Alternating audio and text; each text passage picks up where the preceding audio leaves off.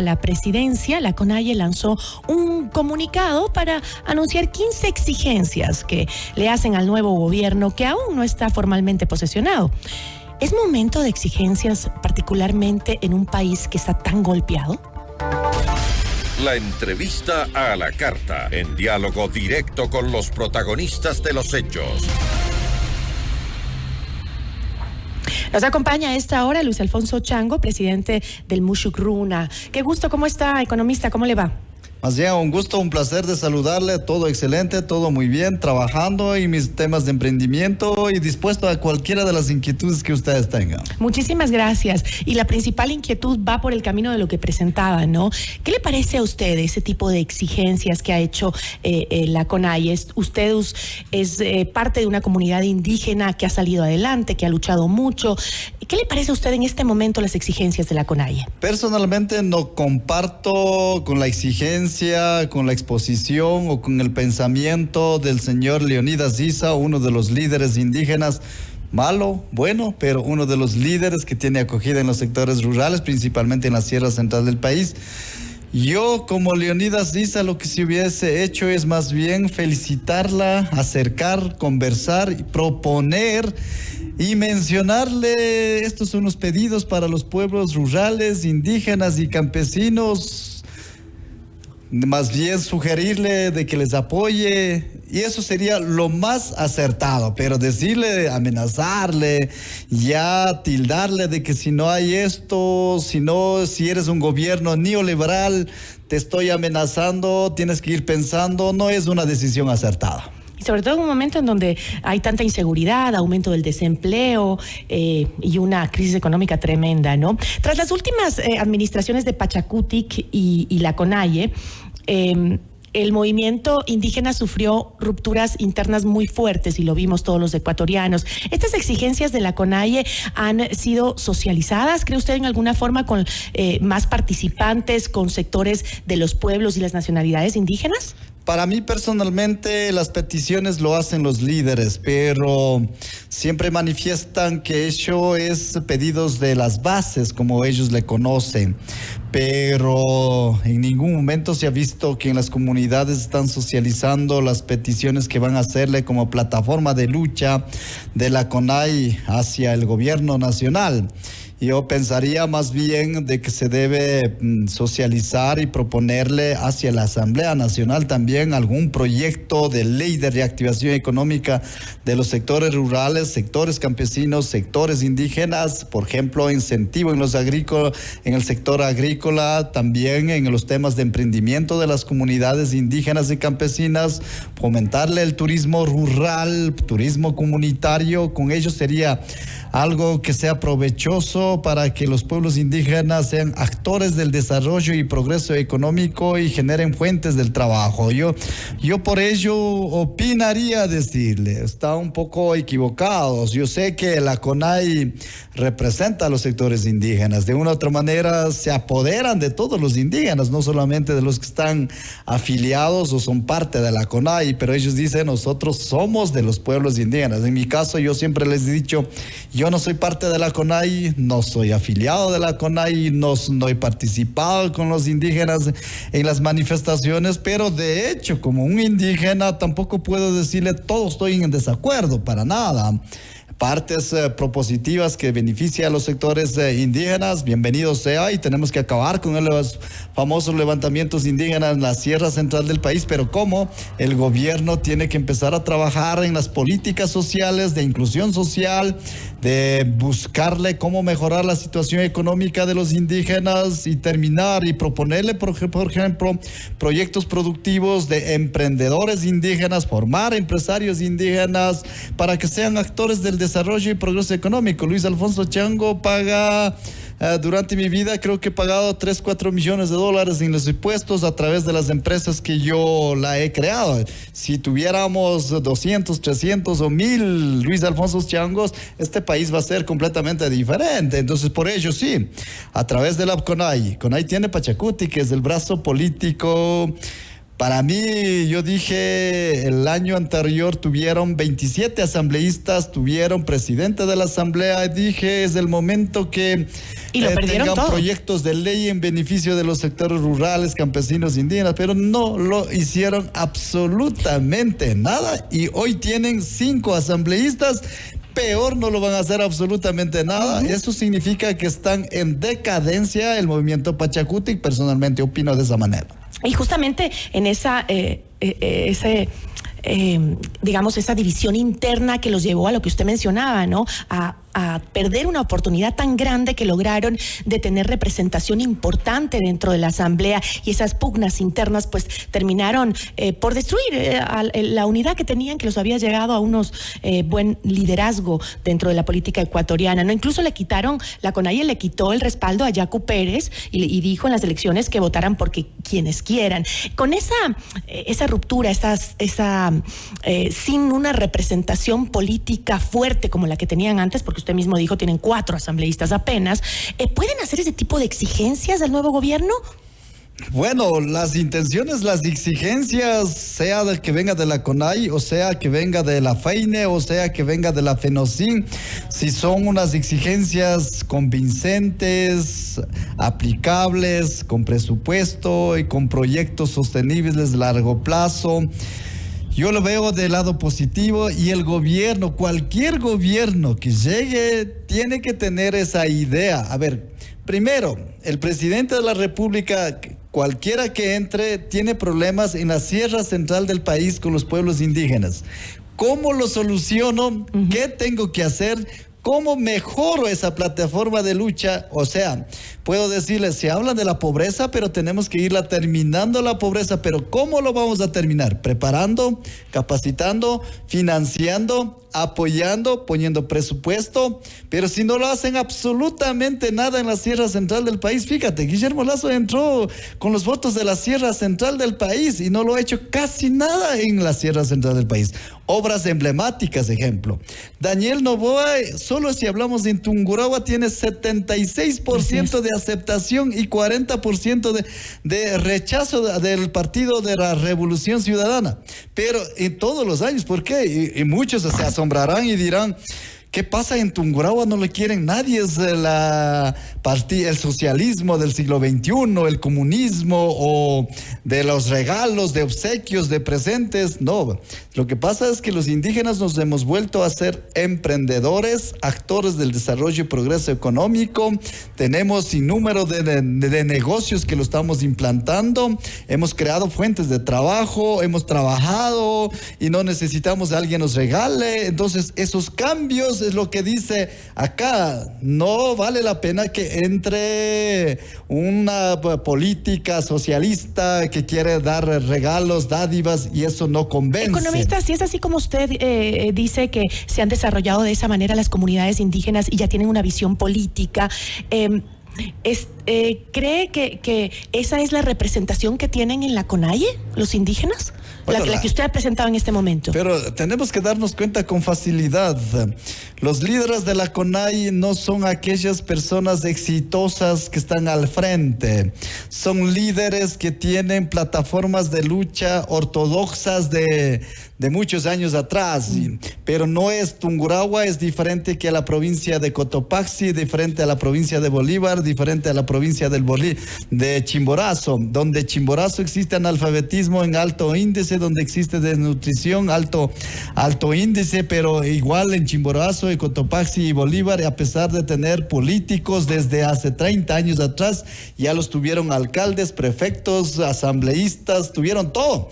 Pero Tungurahua, ejemplo, 4 años que pasó el doctor Caizabanda de prefecto, se volvió a reelegir. En los actuales momentos tenemos una alcaldesa indígena que casi no hace absolutamente nada en beneficio de los sectores, ni de los hispanos, ni de los indígenas. Es decir, un poco que se quieren enquistar en el poder, pero realmente eso no se ve en el beneficio hacia las comunidades indígenas que necesitan apoyo para la producción. Yo lo que le veo que son líderes oportunistas que buscan beneficios personales y no busca beneficios sociales que cause impacto social y que se conviertan en emprendedores y que se conviertan que trabaje en proyectos de desarrollo de progreso económico. Eso no, sino, a ver, yo soy líder. Usted pasó de liderazgo en la CONAI o de la base, como suele decir ellos, han pasado 10, 20, 30 años, y él tiene que ser el líder, el representante, con sinnúmero de acuerdos, cabildeos, amarres, como se dice vulgarmente, pero llegan y luego de llegarlo, lo único que saben es decir, hay que hacer el paro, hay que paralizar el país y el gobierno no nos atiende, pero muchos de ellos también ha sido con el objetivo de buscar espacios de administración pública, porque varios de ellos están enquistados en administración pública, ya sea en el Consejo Nacional Electoral, que yo le miraba, en las prefecturas, en las alcaldías y en otras administraciones públicas. En cambio, unos líderes que tiene que buscar, bueno, está bien, hasta yo alguna vez pensé, dije, hay que crear una ley de inclusión social a los indígenas en la administración pública, no por la discapacidad que tienen, sino por lo que están desapareciendo los indígenas. Censo de 1980, 35% se autodefinía indígena. Censo del 2010, 7.5% nos autodefinimos indígenas. ¿Qué pasó con 27.5%? ¿Se volvieron hispanos o se volvieron... ¿Qué pasó? Entonces estamos perdiendo. Entonces, ¿qué es lo que pasa? Por eso yo dije alguna vez, conversé con el señor asambleísta o diputado en esa época, Pedro de la Cruz, digo, preséntale un proyecto de ley de inclusión a los pueblos indígenas, que sepan hablar quichua, que sepan vestir de indígena y que tengan espacio en la administración pública y privada, como lo hacen incluso con pequeñas exoneraciones de los impuestos para los emprendedores, como lo hacen con los afroamericanos en los Estados Unidos. Pero acá es lo contrario, el indígena que tiene un pequeño... Con un aporte a las minorías. O no hay aporte para las minorías. Entonces yo por ello que la CONAI no lo busca, o sea, no lo busca la solución de combatir la pobreza. ¿Cuál debería ser la prioridad para este nuevo gobierno en cuanto a las necesidades de la comunidad indígena? Bueno, si hablamos de la comunidad indígena, hay que buscarle financiamiento, hay que buscarle tecnificación de la agricultura, hay que buscarle agroindustrialización, hay que trabajarla en todo lo que se respecta a integración. Potenciar el agro. Integración de minifundios, hay que empezar dando subsidios, hay que prepararle y capacitarle como emprendedores, luego de prepararle los próximos 3, 4, 5 años, decirle que venga el TLC para tener relaciones comerciales a nivel del mundo.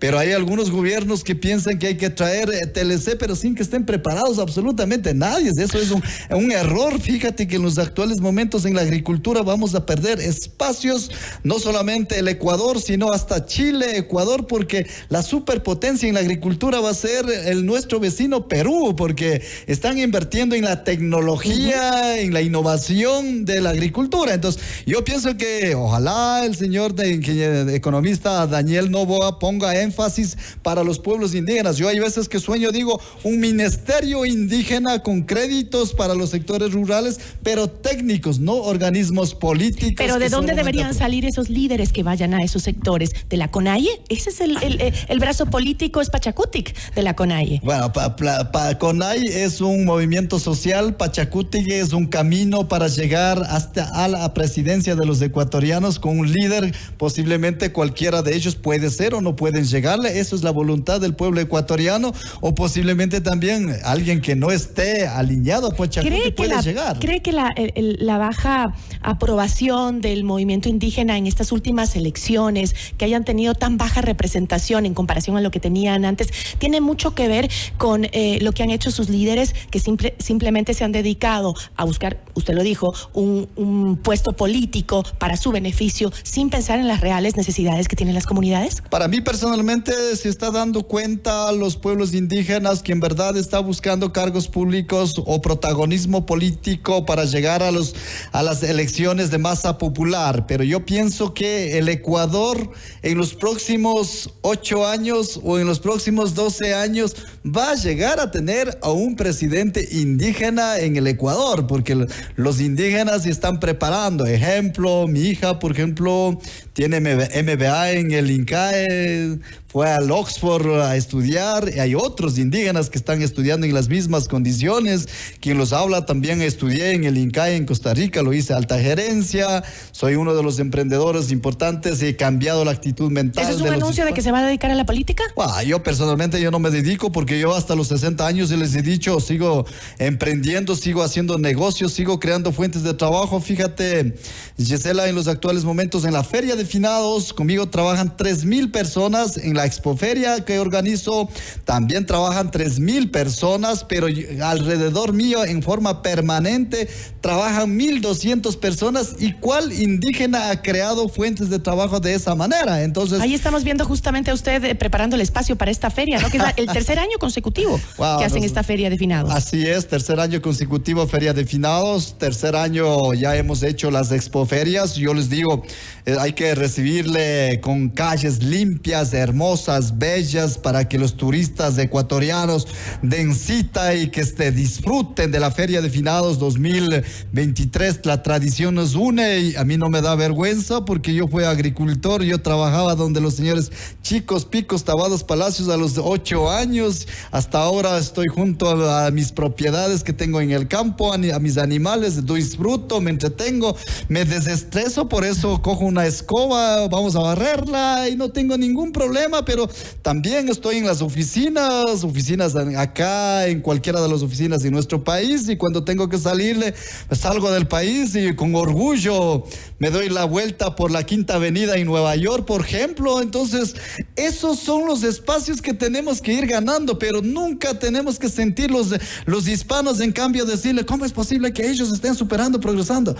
La nueva mentalidad de la juventud indígena y hispana tiene que decirle, indígenas, hispanos y pobres y ricos. Si soy rico, tengo que tratar de dar la mano a los pobres, pero enseñándole a pescar para que ellos también mejoren su condición de vida. Pero no, pues yo soy rico y hay que aplastarle al pobre. Esas cosas, sea indígenas, sea hispanos, hay que cambiarle. La mentalidad de los ecuatorianos hoy yo por ejemplo digo de Daniel Noboa, me estoy centrando un poco mucho en la política, creo, yo no soy político tampoco, más bien digo, es la oportunidad que tiene el señor Daniel Noboa de cambiarle el Ecuador, pero enfocándose en la seguridad, principalmente en la costa ecuatoriana.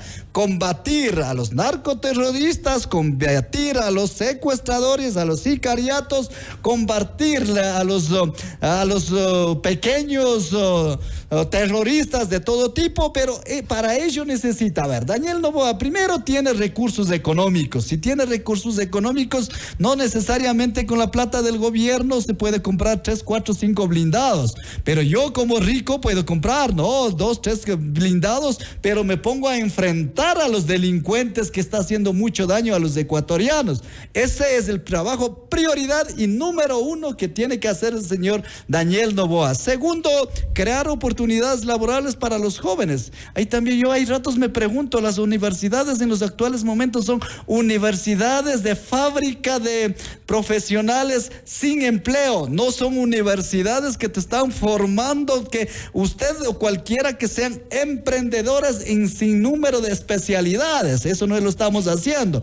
Y por otro lado, yo les digo, hay que trabajarle con alianzas, cabildeos con los asambleístas de fortalecer las leyes que sean más drásticas para sancionar primero a los políticos corruptos también, porque usted sabe que hace 2 años propuso Guillermo Lasso y los mismos de Pachacuti y los mismos del Correa negaron para endurecer las penas de luchas, no solamente de los luchas, sino de aquellos corruptos. Entonces, esas cosas hay que cambiarle, porque ojalá dejen de la asamblea, ¿no? Porque recordemos que el mismo número de asambleístas que estaba haciendo oposición en el gobierno anterior están ahora también. Esperemos que ahora lo hayan pensado bien y que sepan que hay que luchar por el país. Esperemos que piense el economista Daniel Noboa comience a trabajarle con mentalidad de la juventud, mentalidad empresarial. Incluso hay que crear leyes que sancionen drásticamente a aquellas personas que no pagan los impuestos. Por ahí se escuchaba explicaba, ¿no? Yo, por ejemplo, escuché que Noboa no pagó 80 millones. ¿Será cierto o no será cierto?